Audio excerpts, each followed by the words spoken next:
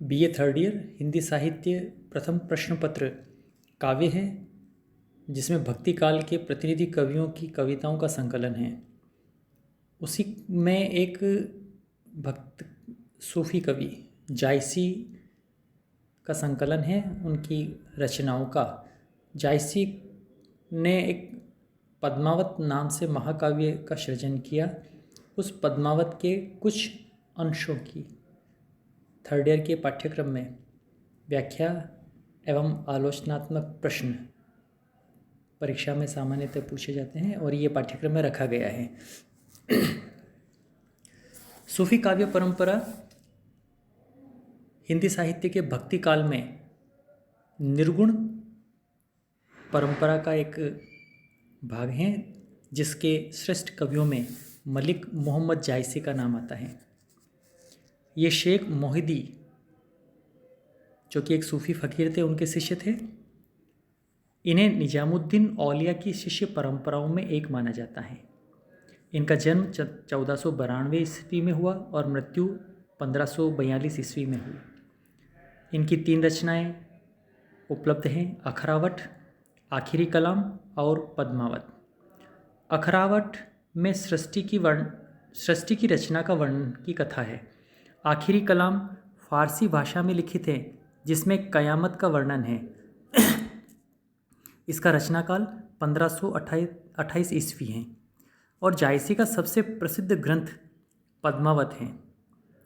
इसका रचनाकाल 927 हिजरी सन, जो कि सन 1520 है, पड़ता है, 1520 पड़ता है, उसके लगभग है। इस ग्रंथ के आरंभ में कवि ने मसनवी रूढ़ी के अनुसार शाह वक्त शेर शाह की प्रशंसा की है। पद्मावत का एक बंगला में भी अनुवाद अराकान राज्य के वजीर मगन ठाकुर ने सन 1650 ईस्वी के आसपास अलाउजाला नामक एक कवि से करवाया था और पद्मावत की हस्तलिखित प्रतियां अधिकतर फारसी अक्षरों में मिली हैं। पद्मावत प्रेमगाथा परंपरा का एक महत्वपूर्ण ग्रंथ है, जिसमें इतिहास और कल्पना का योग है। कहानी का पूर्वार्ध तो बिल्कुल कल्पित है और उत्तरार्ध ऐतिहासिक है। पद्मावत की कथा चित्तौड़ के राजा रतनसेन और सिंहल देश की राजकन्या पद्मिनी के प्रेम की कहानी पर आधारित है। पद्मावत आद्यंत मानुष प्रेम अर्थात मानवीय प्रेम की महिमा व्यंजित करता है। पद्मावत प्रेम की पीर की व्यंजना करने वाला विशाल प्रबंध काव्य है। यह दोहा चौपाई में निबद्ध है। इसकी भाषा ठेठ अवधी है। कथा को खंडों में विभाजित किया गया है। यह मूलतः सूफी साधना पद्धति का काव्य है।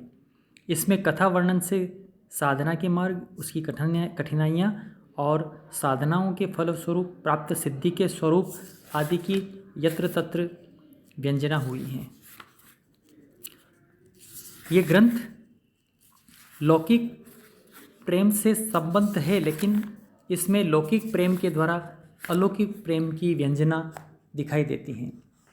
यह प्रबंध काव्य है और सूफी साधना पद्धति की प्रतिष्ठा करने वाला प्रतिनिधि काव्य से माना जाता है। इसे रूपक काव्य भी कहा गया है। इसकी काव्य भाषा और शैली का जो सौंदर्य है बहुत अनुपम है। जायसी के इस पद्मावत के लोक पक्ष को भी बहुत अच्छा स्थान मिला है। जायसी का पद्मावत सूफी काव्य परंपरा का प्रेमाख्यान काव्य माना जाता है, जो फारसी प्रेम पद्धति पर लिखा गया है, जिसमें प्रतीकात्मकता है, सांकेतिकता है, अन्योक्ति है तथा समासोक्ति, इन सब बातों का आश्रय लेकर प्रेम कथा का विकास करते हुए अलौकिक प्रेम की व्यंजना इस काव्य में की गई हैं। जायसी ने अपने प्रेम काव्य पद्मावत का निर्माण फारसी प्रेम पद्धति पर ही किया, इसलिए इसमें सूफियों की मान्यता के अनुसार प्रेम की पीर, विरह की वेदना एवं विरह का अनुपम सौंदर्य आदि के वर्णन की प्रधानता है। इसमें मूलतः सांकेतिकता एवं प्रतीकात्मकता के आधार पर कथा का निर्माण हुआ है।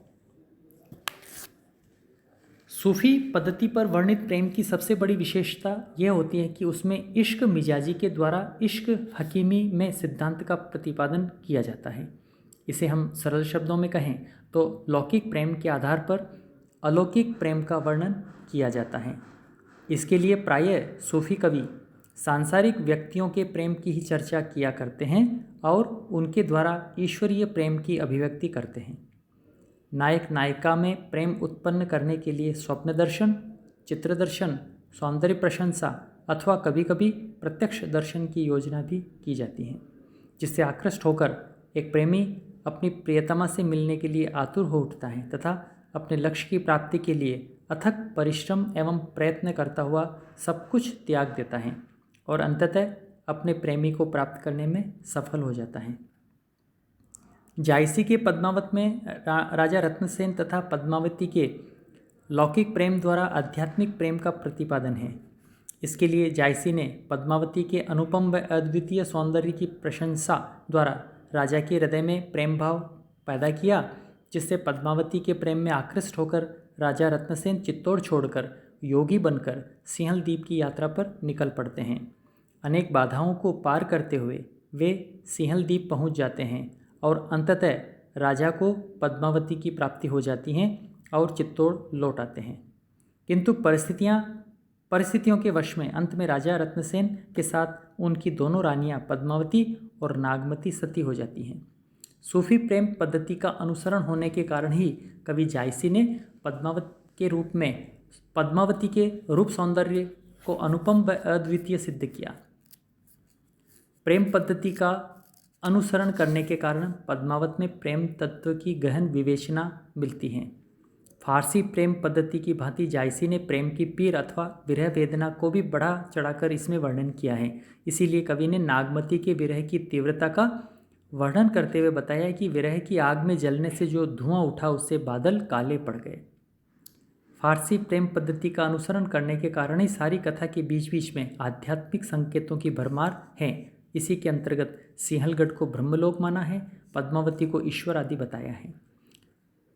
इस तरह से स्पष्ट रूप से हम देखें तो पद्मावती में जायसी की प्रेम कथा का मूल आधार भारतीय है, किंतु उसकी प्रेम पद्धति फारसी है। सूफी प्रेम पद्धति पर यह ग्रंथ आधारित है और इस ग्रंथ में लौकिक प्रेम के आधार पर आध्यात्मिक प्रेम की व्यंजना मिलती है।